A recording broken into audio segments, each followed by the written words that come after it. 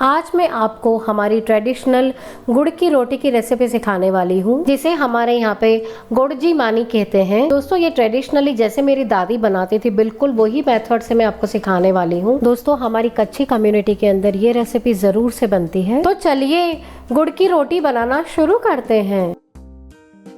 गुड़ की रोटी बनाने के लिए हमें एक प्रोसेस करना है, वो कर लेते हैं। मैंने एक बोल ले लिया है और उसके अंदर मैं 1 कप गुड़ ले लेती हूँ। गुड़ को मैंने इस प्रकार से कट कर लिया है। आप हो सके उतना इसे बारीक कट कर लीजिए, जिससे गुड़ जल्दी से मेल्ट हो जाएगा। जो 200 ml का मेजरिंग कप है वो नाप से मैंने 1 कप गुड़ लिया है। हमने जितना गुड़ लिया है उससे हम आधा पानी लेंगे। मैं आधा कप पानी ले लेती हूँ। मैंने थोड़ा गर्म पानी लिया है जिससे गुड़ जल्दी से मेल्ट हो जाएगा। अब मैं इसे मिक्स कर लेती हूँ।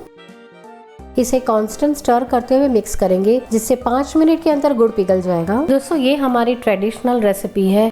दोस्तों हमारे घर में इसका नाम है गुड़जी मानी। दोस्तों हमारी कच्ची कम्युनिटी के अंदर ये रेसिपी जरूर से बनती है। हमारे सारे बच्चों को भी ये रेसिपी बहुत ही पसंद आती है। जब हम छोटे थे और हमारी दादी हमें ये रेसिपी बना के खिलाती थी। ये बहुत ही पुरानी और ट्रेडिशनल रेसिपी है। आप इसे एक बार जरूर ट्राई करें और अपने अनुभव मेरे साथ शेयर कीजिए। 5 मिनट हो चुके हैं और गुड़ भी अच्छे से पिघल चुका है। अब हम आटा गूंद लेते हैं। मैंने आटा गूंदने के लिए परात ले ली है और जो गुड़ का पानी तैयार किया है उसे मैं प्लेट में डाल देती हूँ। मैंने एक छन्नी ले ली है और मैं जो गुड़ का पानी है उसे छान लेती हूँ। मेरे पास ये सौंफ का पाउडर है जिसको मैंने इसे हाफ क्रश करके रखा है। मैं 1 टेबलस्पून सौंफ का पाउडर डाल रही हूँ। दोस्तों जैसे ट्रेडिशनली हमारे घर पे बनती है बिल्कुल वही मेथड मैं आपको सिखा रही हूँ। मैं इसके अंदर 3 टेबलस्पून घी डाल देती हूँ। ये गुड़ की मानी हमेशा घी में ही तैयार होती है। अगर आपको घी का स्वाद पसंद नहीं है तो आप तेल का भी उपयोग कर सकते हैं, पर ट्रेडिशनली ये घी में ही तैयार होती है। मैंने शुद्ध घी लिया है। अब मैं इसमें धीरे धीरे करके गेहूं का आटा डाल देती हूँ। जितना ये आटा इसमें समाएगा हम उतना ही आटा लेंगे। दोस्तों जैसे ये ट्रेडिशनली रेसिपी तैयार होती है बिल्कुल वही प्रोसेस से मैं आपको सिखा रही हूँ। मैंने लगभग 1 कटोरी आटा ले लिया है और उसको अच्छे से मिक्स कर लिया है।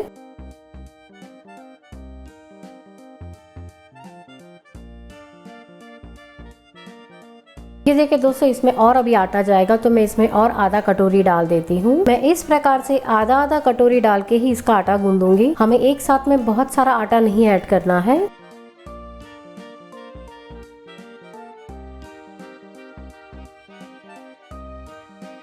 ये देखिए दोस्तों रोटी से थोड़ा सा सख्त आटा हमें तैयार करना है। इतना आटा तैयार करने के लिए मैंने 2.5 कटोरी आटा डाला है। आटा तैयार हो चुका है। अब मैं इसे 5 मिनट के लिए रेस्ट देने के लिए रख देती हूँ। 5 मिनट हो चुके हैं और आप देख सकते हैं आटा और सख्त हो चुका है। अब इसमें से मैं पेड़े बना लेती हूँ। सारे पेड़े एक ही साइज के हो उस बात का पूरा ध्यान रखिए। मैंने जितना आटा लिया है उसमें से 4 रोटी बहुत ही अच्छे से तैयार हो जाएगी। अब मैं इसे बेल लेती हूँ। दोस्तों भले ही हमारा आटा थोड़ा सख्त है फिर भी हम इसके ऊपर थोड़ा सा आटा लगा के इसे बेलेंगे। हमने आटा सख्त रखा है। इसकी जो किनार होती है, ये साइड्स होती हैं, वो फट जाती हैं, तो उसे हम अच्छे से दबा के फिर इसे बेलेंगे। दोस्तों जैसे मैं आपको दिखा रही हूँ बिल्कुल आप वही प्रोसेस से इसे तैयार कीजिएगा। अब मैं इसे बेल लेती हूँ। मैंने रोटी को बेल लिया है। हमें इस प्रकार से इसे मोटा ही रखना है। अब ये रोटी का मेन स्टेप शुरू हो रहा है। बेलन का जो पीछे का हिस्सा होता है उससे हम रोटी के ऊपर इम्प्रेशन कर देंगे। मैं बेलन की सहायता से इसके ऊपर इम्प्रेशन करना शुरू कर देती हूँ। रोटी की जो बाहर का हिस्सा है वहां से हम इम्प्रेशन बनाना शुरू करेंगे। मैंने 1 लेयर पूरा कर लिया है। बिल्कुल इसी प्रकार से मैं सारे लेयर तैयार कर देती हूँ।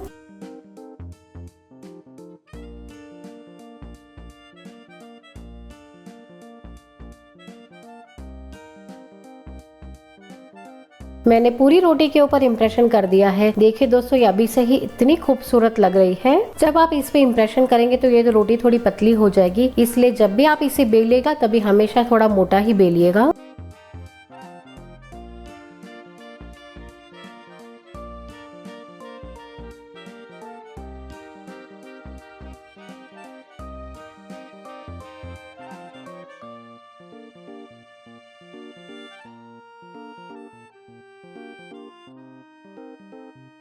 मैंने रोटी को तैयार कर लिया है। बिल्कुल इसी प्रकार से मैं सारी रोटियां तैयार कर लेती हूँ।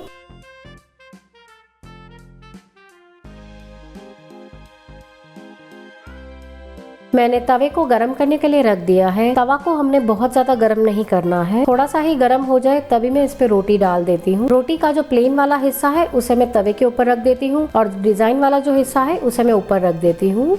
इसे हमें एकदम धीमी आंच के ऊपर ही सेकना है। एक साइड से रोटी अच्छे से सेक चुकी है, अब मैं इसे पलट लेती हूँ और दूसरी साइड भी धीमी आंच पे सेक लेती हूँ।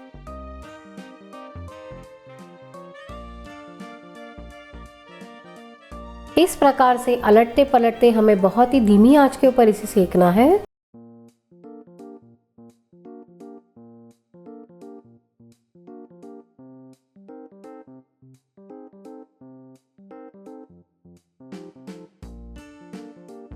दोस्तों पहले मैं सारी रोटियां इस प्रकार से कच्ची पक्की सेक लेती हूँ और उसके बाद मैं इसे वापस से सेकूंगी। मैं हमेशा इसी प्रकार से इसे तैयार करती हूँ।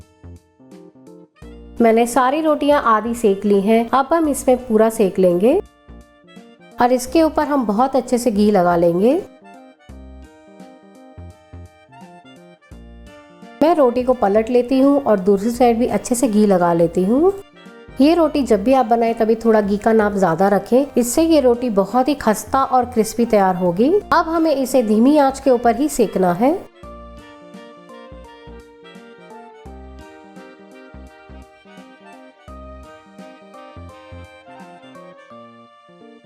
अब ये रेडी हो चुकी है, मैं इसे प्लेट में निकाल लेती हूँ और बिल्कुल इसी प्रकार से मैं सारी रोटियां तैयार कर लेती हूँ। दोस्तों जब ये रोटी तैयार हो जाती है और मैं अपने बेटे को बुलाती हूँ तब कहती हूँ, मट्ठी मट्ठी रोटली मुझे मठड़े ला। मेरे बेटे को ये रोटी बहुत ही पसंद आती है, तो मैं इस प्रकार से उसे बुला के रोटी खिलाती हूँ। और मेरी दादी हमें बुलाती थी, गुड़जी मानी तैयार थी भैया। उनकी ये आवाज सुनते ही हम सारे बच्चे भाग के उनके पास चले जाते थे ये रोटी खाने के लिए। दोस्तों ये रोटी को सिखाते सिखाते मैं भी अपने बचपन में चली गई और मीठी यादें याद हो गई। आप भी ये रेसिपी को बनाइए और अपने अनुभव मेरे साथ जरूर शेयर करिए। हमारी ट्रेडिशनल यम्मी डिलीशियस गुड़ की रोटी बनके तैयार है। आप इस रेसिपी को बनाइए और अपने अनुभव मेरे साथ जरूर शेयर करिए। और इसी प्रकार की यूनिक रेसिपीज देखने के लिए चैनल को सब्सक्राइब करना ना भूलें।